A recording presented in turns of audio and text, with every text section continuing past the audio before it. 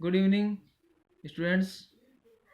आज हम बात करें ज्योग्राफी मॉडल पेपर 6 की। मुझे उम्मीद है कि मेरे द्वारा बनाए गए जो मॉडल पेपर हैं वो आप अच्छी तरीके से पढ़ रहे हैं, उनको प्रश्नों को सोल्व कर रहे हैं और करना भी चाहिए, क्योंकि आपकी जो परीक्षा है वो बहुत ही नज़दीक है। बेहतर से बेहतर तैयारी कीजिए ताकि आपका जो रिजल्ट है वो 100% रह सके। मुझे उम्मीद है कि आप पूरी तरीके से तैयारी में लगे हुए हैं, पूरी तरीके से तैयारी में लगे हुए हैं। तो चलिए बात करते हैं ज्योग्राफी मॉडल पेपर 6 का। जो पहला क्वेश्चन है, ओजोन परत के विनाश के लिए कौन सी गैसें जिम्मेदार हैं? तो ओजोन परत के विनाश के लिए देखो, सर्वाधिक जो जिम्मेदार गैस है वो CFC है, क्लोरोफ्लोरो कार्बन गैस है वो। इसके अलावा SO2 sulphur dioxide, NO2 nitric oxide और CO2 कार्बन डाइऑक्साइड।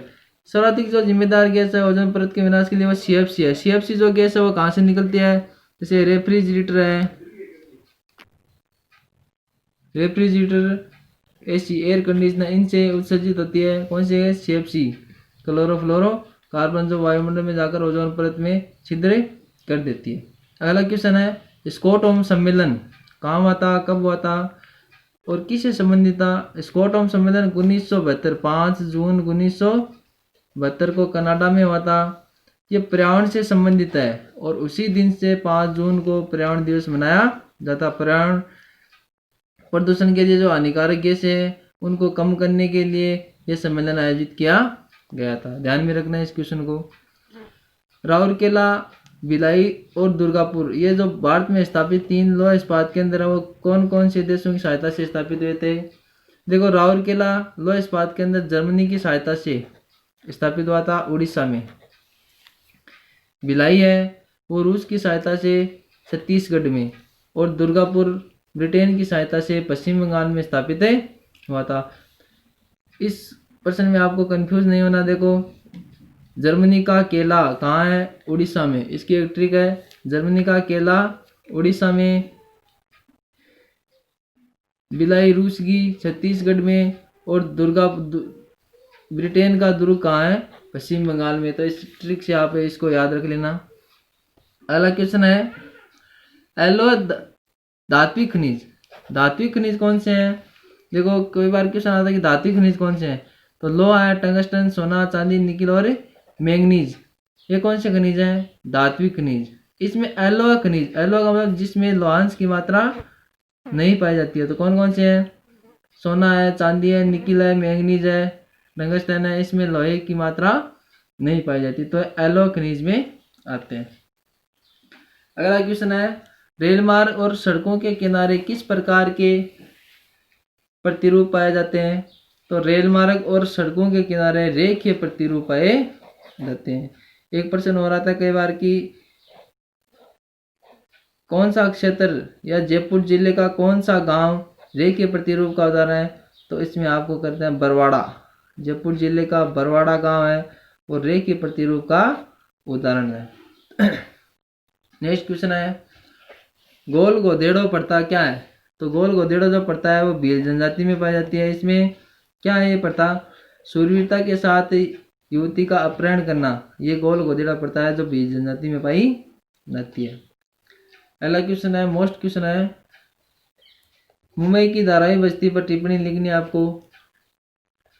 मुंबई की जो धारावी बस्ती है एशिया की सबसे गंदी बस्ती है। इसकी स्थापना गुजरात के कुम्हारों ने की थी। जब इसकी स्थापना की थी उस समय इसकी जनसंख्या 10,000 थी। वर्तमान में इसकी जनसंख्या 8 लाख है। इसके बीचों बीच एक सड़क गुजरती है जिसे हम 90 फुट रोड कहते हैं। इसकी जो गलियां हैं वो इतनी तंग है या संकरी है कि दोपहिया जो वाहन है या जो साइकिल है वो भी मुश्किल से प्रवेश करती है। तिपहिया वाहनों पर निषेध है, प्रवेश पर निषेध है। कई बार क्वेश्चन आता है कि मुंबई की धारावी बस्ती में तिपहिया वाहनों पर प्रवेश निषेध क्यों है? क्योंकि इसकी गलियां हैं वो इतनी संकरी है कि तिपहिया वाहन प्रवेश नहीं कर सकते।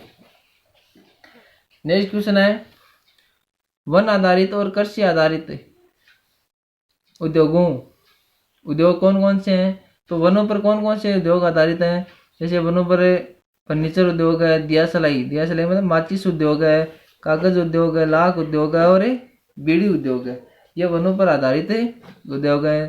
फर्नीचर उद्योग, दिया सलाई, कागज, लाख और बीड़ी उद्योग। कृषि आधारित है उद्योग कौन कौन से हैं? जिन उद्योगों को कच्चा माल कृषि से मिलता है, तो चीनी उद्योग है, सूती वस्त्र उद्योग है, वनस्पति घी या तेल उद्योग है। ये कृषि आधारित है उद्योग है। नेक्स्ट क्वेश्चन है, अम्लीय वर्षा किसे कहते हैं? देखो, CFC, chlorofluoro carbon, sulphur dioxide, carbon dioxide और नाइट्रिक ऑक्साइड जैसे जो गैसें हैं, जहरीली गैसें वायुमंडल में चली जाती हैं। बाद में वर्षा के साथ ये कहाँ पर आ जाती हैं? धरातल पर आ जाती हैं। क्या कारण है अम्लीय वर्षा का? जहरीली गैसों के उत्सर्जन के कारण। जहरीली गैसें, उद्योग धंधों से निकलने वाली जो जहरीली गैसें हैं, संसाधन या जो साधन है उनसे निकलने वाली जो गैसें वो वायुमंडल में चली जाती हैं।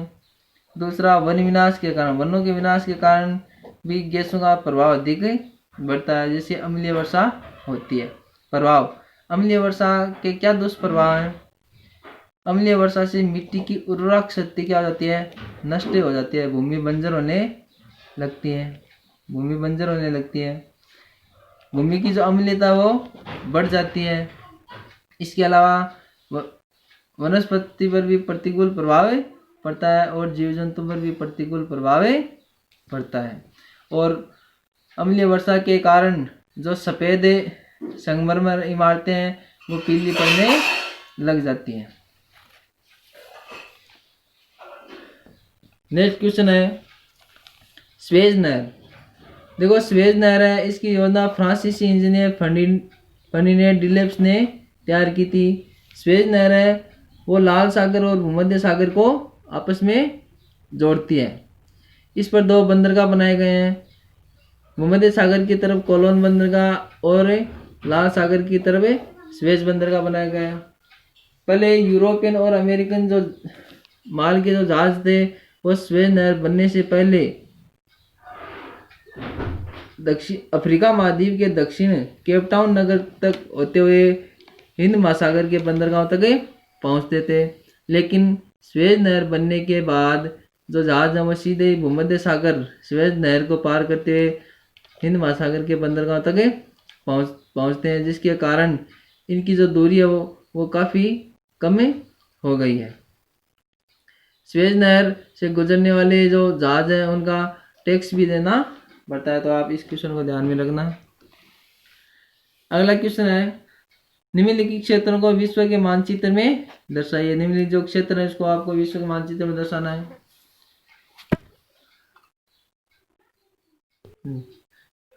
पहला क्षेत्र है शिकागो।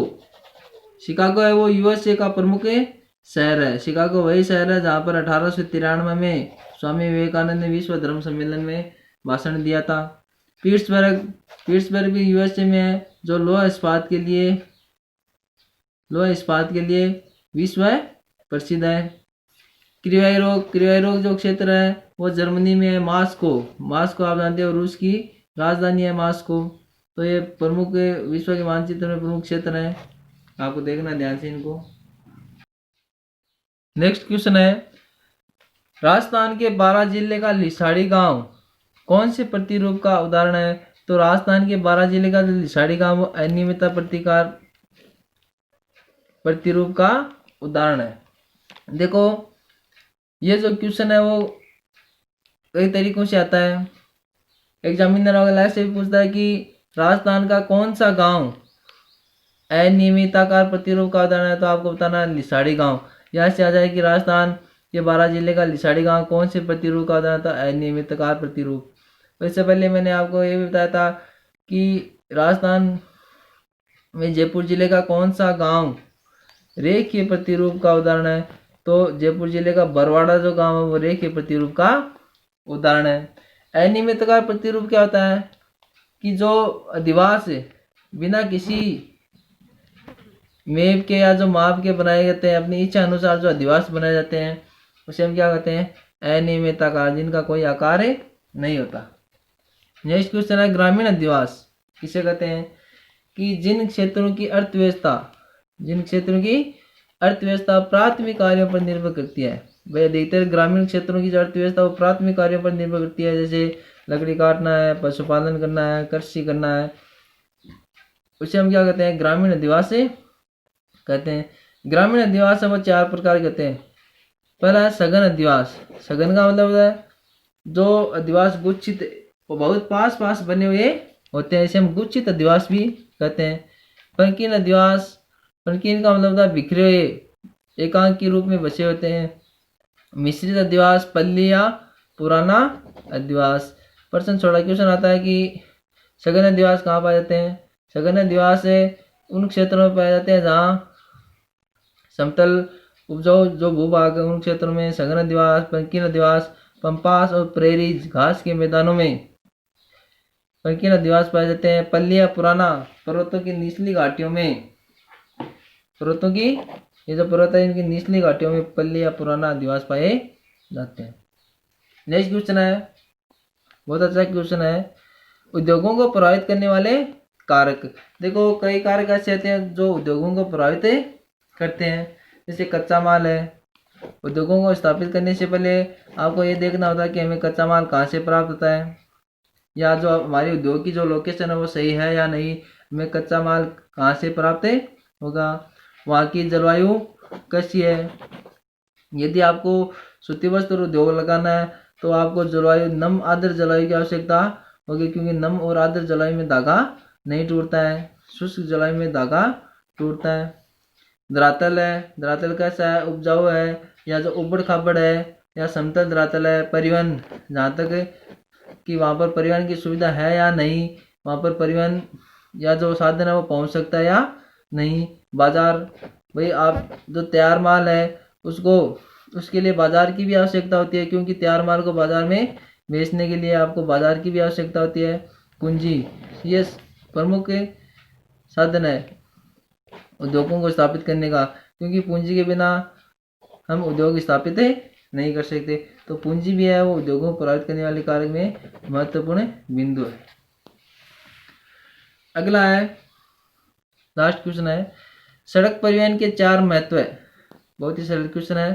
भाई सड़क परिवहन के क्या महत्व है। उपभोक्ता के घर तक पहुंच, सड़क परिवहन है, सड़क परिवहन से उपभोक्ता के घर तक पहुंच होती है। लचीला साधन, लचीले का मतलब है सड़क परिवहन में जो गाड़ियां वो कहीं भी हमें गाड़ी को रोक सकते हैं, अपना सामान उतार सकते हैं। सस्ता साधन है, रेल परिवहन और वायु परिवहन की बजाय सड़क परिवहन वो सस्ता साधन है और कम खर्चीला होता है। इसमें जो खर्च है वो भी बहुत कम आता है। तो आप इन भी जो मॉडल्स पेपर हैं उनको ध्यान से पढ़िए, अपनी तैयारी को बेस्ट बनाइए और ज़्यादा से ज़्यादा वीडियो को लाइक करें और शेयर करें। धन्यवाद।